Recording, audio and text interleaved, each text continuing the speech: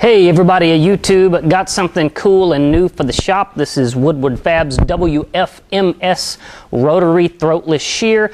I picked this thing up for doing some sheet metal parts on Project Redline, our 67 Nova build on YouTube. Be sure to check that out and subscribe. Gonna go ahead and give you a heads up. This thing is heavy, about 50 pounds, so when you go to pick it up, lift with your legs. I obviously did not. You know what has two thumbs and hurt his back trying to lift it? This guy. The steel frame to this thing, as you can see, is a little over an inch thick solid steel. It is extremely heavy duty. Have a look up underneath here. You have an adjustment bolt that allows you to change the angle of the cutter so you can keep this thing calibrated and cutting exactly as it should be.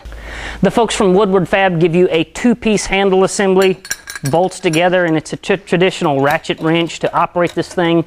Runs just like a typical ratchet wrench.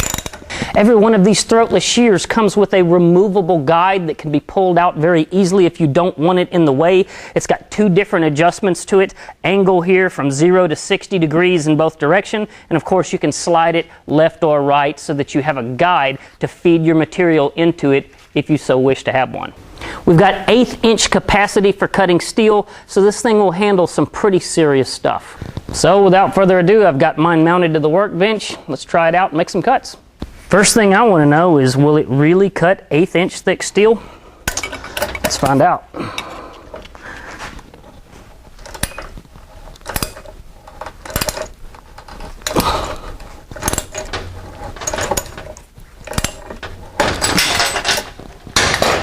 Yeah, it will.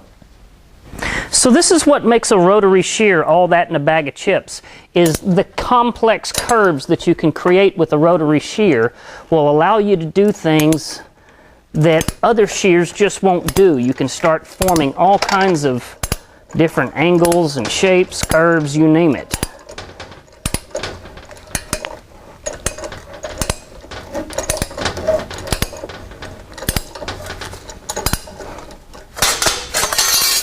And that right there, you are not going to do with just a straight shear.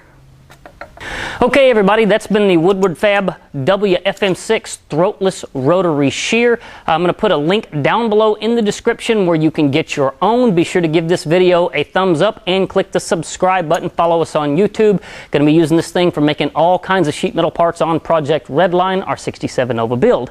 Appreciate you taking the time to watch.